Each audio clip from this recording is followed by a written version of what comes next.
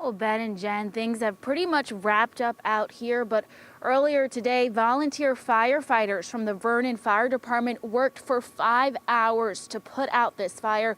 They called in mutual aid from Ellington as well as Tolland, but thankfully no one was seriously injured tonight.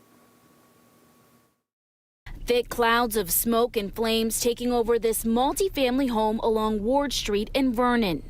There was reported individuals trapped in the building. When the Vernon Fire Department arrived, 2 people had to be rescued from a second-story window, both now being treated for smoke inhalation at Rockville Hospital. It is a labor-intensive operation to try to get people out the windows, especially to coax them out from such a height. We actually had a National Guardsman who lives next door. I don't have his name, but we want to thank him for helping us hold the ladder and helping us rescue 2 individuals from the 3rd floor of the building. City officials say when the fire first broke out just before 5 p.m., neighbors were trying to help people escape the burning building. When the fire department arrived, they threw ladders up while they were setting up.